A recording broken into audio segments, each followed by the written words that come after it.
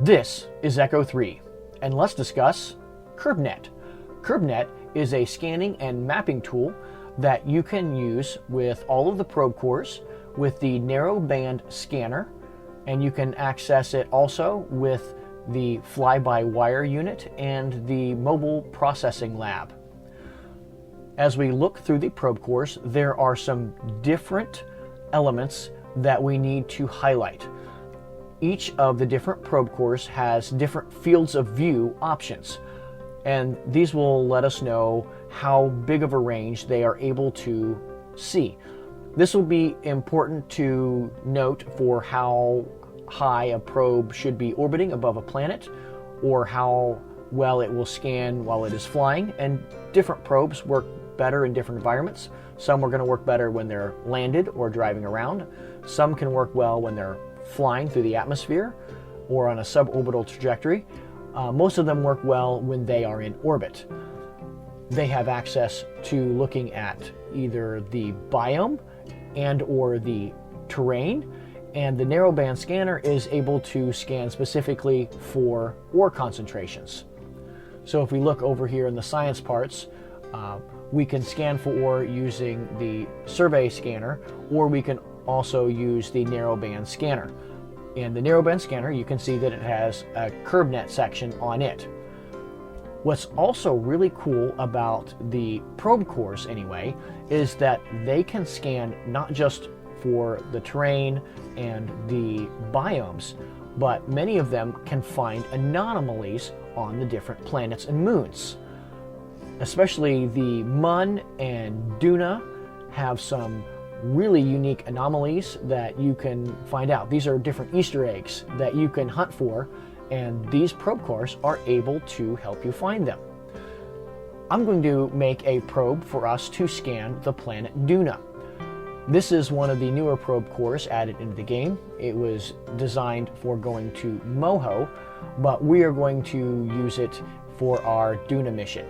Note that it has a max field of view of 84 degrees, and it is able to scan both the terrain and for biomes.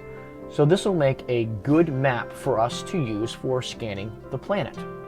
So I will start with this as the base of our probe, and then we will need to add the rest of things like the power and the fuel and everything. So let's go ahead and start with this. I am not going to get too detailed with this probe. We're just going to add some fuel, a couple solar panels, and then we need to make sure we have an antenna to have connection back to Kerbin, and I'm going to add the ore scanner here, the survey scanner, so we can take a look at what it is able to do. We'll throw on a spark engine. It's really lightweight, and this will give us way more delta V than we need for the mission, but that'll be pretty good for us. What I'm doing right now is I'm just moving around the parts to keep them tight as possible to fit in a fairing and keep them centered around the center of thrust. So our center of thrust has almost no torque produced, so they will be in good shape there. Just gonna throw in a little bit of fuel and a Poodle engine. That's actually too much. Let's try a Terrier engine. A Poodle engine's just way too much mass and thrust for this small of a ship. Now we'll just throw in a little bit more fuel. I like the Bobcat. It is from the Making History DLC. Throw in a few little fins here to aid in stability. And this little craft can get us into orbit around Duna. So first thing we're going to do is just launch this thing into orbit around Kerbin. I'm using a standard gravity turn here. I have a video that talks about gravity turns if you would like to check that out for more information. Other than that, this is a pretty typical time getting into orbit. For those of you who are interested in my life, we have just finished up harvest, and I've been doing a lot of other things like cleaning up and repairing equipment from the harvest season. And then after this, we will have all of our fall tillage to do. Yields here were definitely above average, nothing to complain about, so that was kind of fun with all the harvest and the good amount we had. This is the maneuver tool that has been added into the game. I have a little tutorial on it as well. I'm using it to plot my maneuver out to Duna. So this is a maneuver creator, and I'm just going to follow the node that it gave for me. Because I am going to scan the planet, I would like to get into a polar orbit to best look around the entire planet and scan for. The survey scanner does need to be in a polar orbit to work properly. Now, if we want to scan Duna, we need to get in the right altitude for our field of view. And there is a little bit of an equation we can use for this. The radius of the planet divided by the sine of the field of view divided by 2. And then we'll need to subtract the radius of the planet, because the altitude in the game is given from the height above sea level, or the surface height, and these equations don't take that into account the way the game does that. So to get the right number in the game, I will need to subtract the radius of the planet. So in our case here, we have a radius, and I pulled up the information here, of Duna is 320,000 meters, and we'll divide that by the sine of 84 degrees divided by 2, and then we will subtract 320,000 meters, and that gives me a figure around 158,232 and a half-ish.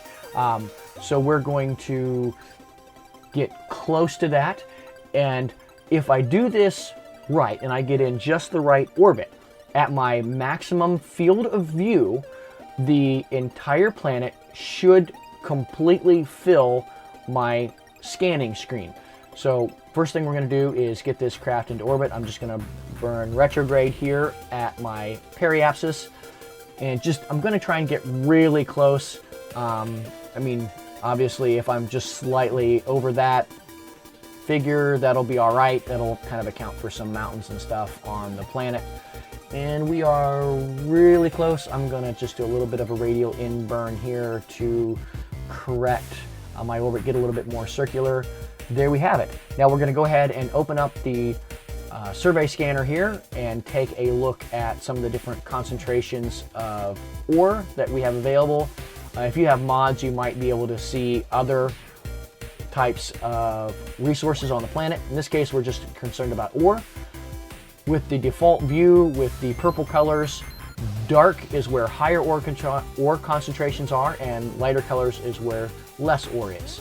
Now we're going to take a look at our KerbNet, and it looks like we are at just the right altitude.